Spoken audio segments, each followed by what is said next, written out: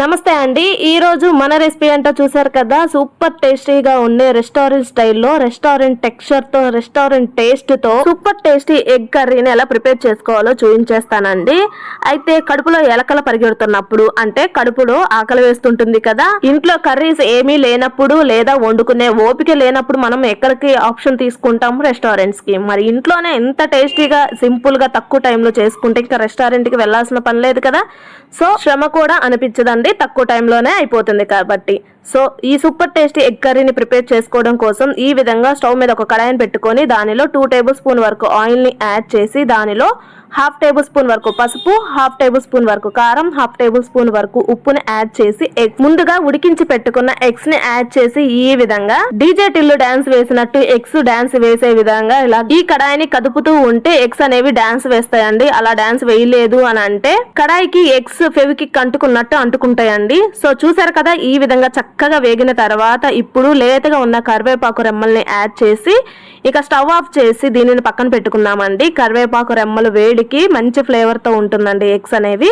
So వాటిని పక్కన పెట్టుకొని కర్రీని ప్రిపేర్ చేసుకునే విధంగా స్టవ్ మీద ఒక కడాయిని పెట్టుకొని మరో 2 టేబుల్ స్పూన్ వరకు ఆయిల్ ని యాడ్ చేసి దీనిలో 1 టేబుల్ స్పూన్ వరకు పోపు దినుసులను యాడ్ చేసి అవి చక్కగా వేగిన తర్వాత సన్నగా చాప్ చేసి పెట్టుకున్న ఎక్కువ క్వాంటిటీలో ఆనియన్స్ అయితే యాడ్ చేసుకొని అదే విధంగా ఒక పచ్చిమిర్చిని సన్నగా తరుక్కొని యాడ్ చేసుకొని ఇవి మొత్తం కలిసేలా చక్కగా కలుపుకోవాలండి. ఈ ఆనియన్స్ అనేవి బ్రౌన్ కలర్ వచ్చేంత వరకు ఫ్రై చేయకూడదండి, సాఫ్ట్ గా కుక్ అవ్వాలి, ఎక్కువగా కుక్ అవ్వకూడదు. సో ఈ విధంగా 1 మినిట్ పాటు కుక్ అయిన తర్వాత సాఫ్ట్ గా కుక్ అయిన తర్వాత దీనిలో 1/2 టేబుల్ స్పూన్ వరకు పసుపు, 1 టేబుల్ స్పూన్ వరకు ధనియాల పొడిని, 1 టేబుల్ స్పూన్ అంటే రుచికి తగ్గట్లుగా కారం, రుచికి తగ్గట్లుగా ఉప్పు, 1 టేబుల్ స్పూన్ వరకు జీలకర్ర పొడిని యాడ్ చేసి కరివేపాకు రెమ్మలను కూడా యాడ్ చేసి మొత్తం కలిసేలా చక్కగా కలుపుకోవాలండి.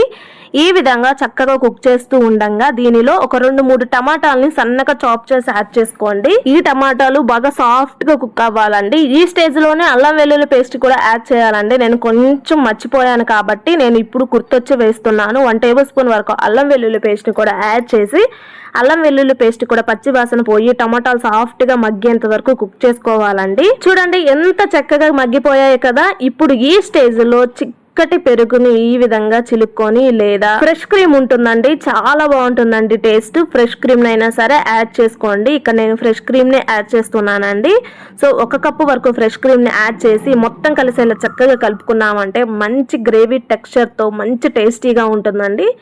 సో ఈ విధంగా మొత్తం కలిసేలా కలుపుకొని ఈ గ్రేవీలో నుండి ఆయిల్ సపరేట్ అయ్యేంత వరకు కుక్ చేసుకోవాలండి. ఇలా ఆయిల్ సపరేట్ అయిన తర్వాత ఒకసారి మిక్స్ చేసుకొని దీనిలో జస్ట్ 1 గ్లాస్ వరకు వాటర్ని యాడ్ చేసుకొని మొత్తం కలిసేలా చక్కగా కలుపుకొని ఈ స్టేజ్లో స్పైసెస్ ఏమైనా అవసరం అనిపిస్తే అవసరమైనంత యాడ్ చేసుకోండి, ఉప్పు లాంటివి.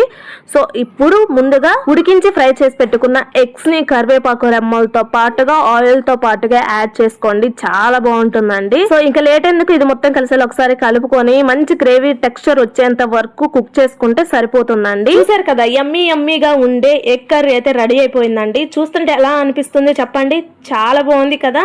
సో చివరిగా టేస్ట్ ఇంకాస్త ఎన్హాన్స్ చేయడం కోసం కసూరి మేతిని ఈ విధంగా నలుపుకుంటూ యాడ్ చేసుకొని సన్నగా తరుక్కున్న కొత్తిమీరను కూడా యాడ్ చేసుకొని అలాగే ఒక చెక్క నిమ్మరసాన్ని పిండుకోండి. పులుపు మీకు ఎక్కువగా నచ్చదు అని అనుకుంటే కొంచెమే యాడ్ చేసుకోండి లేదా పూర్తిగా స్కిప్ చేసుకోవచ్చు. అదే విధంగా 1 టేబుల్ స్పూన్ వరకు గరం మసాలాని యాడ్ చేసి మొత్తం కలిసేలా చక్కగా కలుపుకొని సో ఫ్రెండ్స్ ఈ విధంగా ప్రిపేర్ చేసి పెట్టుకున్న ఈ ఎగ్ కర్రీ చపాతీలో కానీ దోశల్లో కానీ వేడి అన్నంలో కానీ అద్భుతంగా ఉంటుందండి. మీరు ట్రై చేయండి, ట్రై చేసి మీకు తప్పకుండా నచ్చుతుంది, మీరే నాతో షేర్ చేసుకుంటారండి చాలా బాగుందని.